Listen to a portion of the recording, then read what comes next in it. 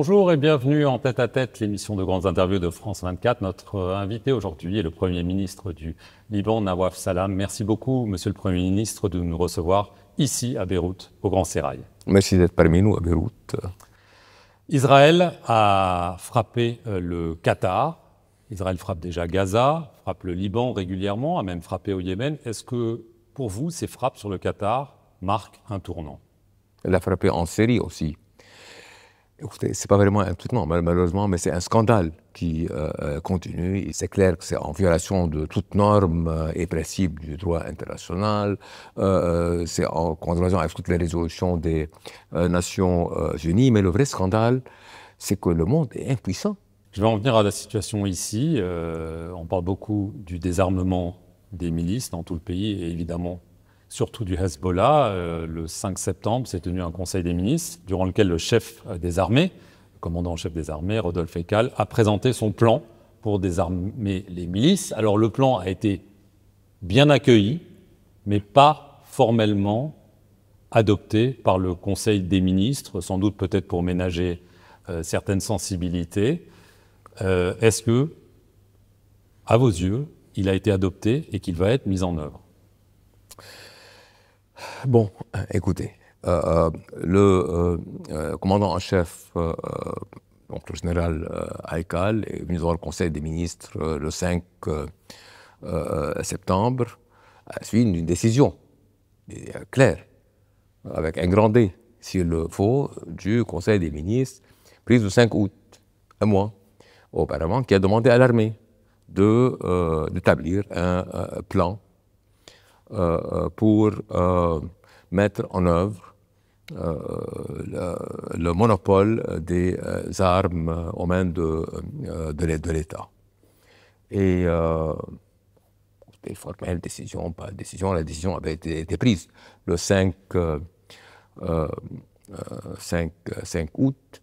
Là, comme vous l'avez dit, on a accueilli favorablement le plan. On l'accueille favorablement. Qu'est-ce que ça veut dire? Qu'on est favorable au plan préparé par le commandant en chef de l'armée. Et on a convenu aussi d'un suivi que tous les mois. Le commandant en chef de l'armée va venir devant le Conseil des ministres et nous faire un rapport sur les progrès dans l'application de cette résolution. Donc, comment on me dit, c'est que le Conseil n'a pas adopté ou a adopté. Écoutez, c'est une affaire, même pas de moins qu'une affaire de sémantique. Donc, il n'y a pas besoin de s'attarder là-dessus. Le plus important, c'est que la décision a été prise. C'est l'armée maintenant qui est en charge de mettre en œuvre un plan pour assurer le monopole des armes aux mains de l'État. Tout le monde sait maintenant qu'au moins la première phase de ce plan-là est bien limitée dans le temps. Il s'agit de 3 mois. Donc, on dit ça, le calendrier, c'est 3 mois. Et qu'est-ce qui devrait se passer pendant ces 3 mois? Un monopole total sur les armes au sud de la rivière Litanie, donc dans la zone d'opération aujourd'hui de la FINUL, la Force des Nations Unies, et où l'armée se déploie aujourd'hui. Et dans le reste du pays, l'armée devrait pouvoir mettre fin à tout port d'armes ou transfert d'armes. Cela devrait se terminer en 3 mois. Et dans ces mêmes 3 mois, pourquoi j'insiste aux 3 mois pour dire qu'il y a un vrai calendrier, le désarmement des camps palestiniens devrait se poursuivre et un plus grand contrôle sur les frontières nord et est du pays, c'est-à-dire les frontières entre le Liban et la Syrie. D'après le Hezbollah, tout ceci est conditionné à des concessions d'Israël, à savoir un retrait des 5 positions qu'Israël occupe dans le pays et à l'arrêt de frappes israéliennes au Liban. Mais Israël dit non, il n'y a pas de conditions, c'est le Liban qui doit... Est-ce qu'il y a un séquençage qui est prévu entre ce que vous devez faire, ce qu'Israël doit faire indépendamment de ce que raconte Israël ou de ce que raconte le Hezbollah, d'après l'accord de cessation des hostilités conclu entre le Liban et Israël en novembre dernier, en fait adopté le 27 novembre dernier, de l'année dernière, du temps du gouvernement exactement président, Israël aurait dû accomplir un retrait total du Liban en 2 mois. Cela n'a pas eu lieu. Donc, le retrait d'Israël du Liban n'a rien à voir avec ce qui se passe de l'autre côté. Et la question des armes du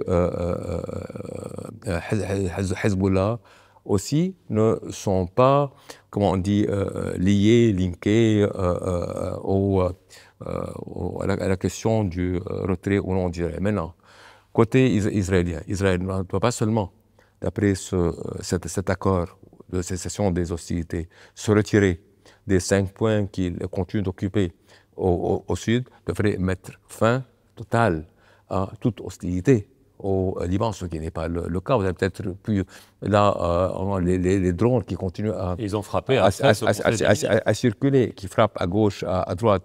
Vous avez demandé aux Américains qu'ils fassent pression sur Écoutez, on a demandé aux Américains, on a demandé aux Européens, on a demandé aux pays arabes de faire pression, ceux qui ont des relations directes avec Israël, de faire pression sur Israël, aux autres de faire pression sur les États-Unis, pour que les États-Unis fassent pression sur Israël.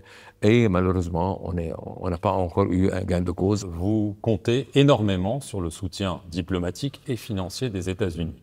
Les États-Unis, dans le cas d'espèce des frappes israéliennes au Qatar, ont visiblement été incapables d'arrêter Israël, ou peut-être sont complices. Comment est-ce que vous pouvez compter sur les États-Unis pour faire pression sur Israël, compte tenu de cet événement et de tous les autres que vous décrivez?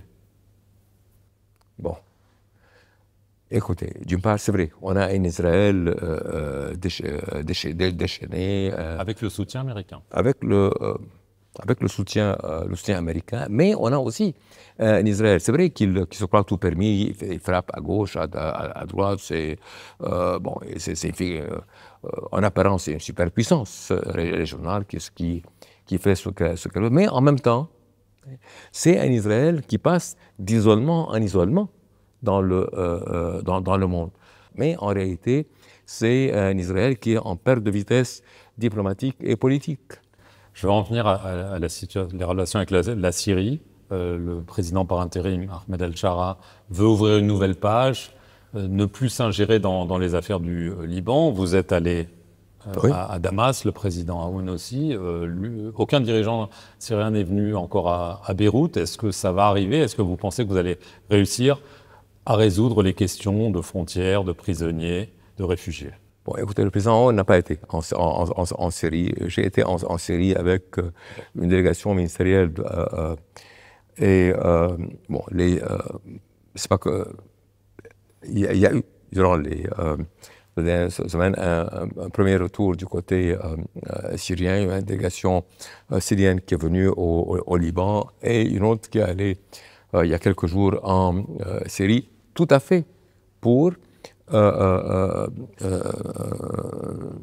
adresse, je sais pas comment dire en français, ces questions-là, la question des prisonniers syriens, la question des frontières, avec tout ce qu'il y a comme trafic, contrebande, malheureusement de drogue ou d'armes, plus un nombre de questions qui doivent être réglées entre le Liban et la Syrie. C'est en bonne marche, c'est une nouvelle page qu'on cherche à ouvrir avec la Syrie. J'en avais parlé avec le président Shara quand j'étais moi-même à Damas. Écoutez, je crois que nous sommes sur la bonne voie avec la Syrie. Dernier sujet, vous avez besoin du soutien international pour l'armée, pour la reconstruction du pays. Le Fonds monétaire international, les bailleurs de fonds attendent des réformes. Il y a notamment une réforme qui est attendue par les bailleurs, mais aussi par les Libanais. C'est celle de la question des dépôts bancaires qui sont gelés depuis maintenant 6 ans, depuis la crise de 2019. Est-ce que vous allez pouvoir répondre et aux bailleurs et aux Libanais qui attendent ce moment depuis si longtemps? Bon, je vais commencer par les Libanais. C'est le plus important. Nous sommes tous dans l'attente, nous, en tant que citoyens libanais, de mettre en œuvre les réformes nécessaires pour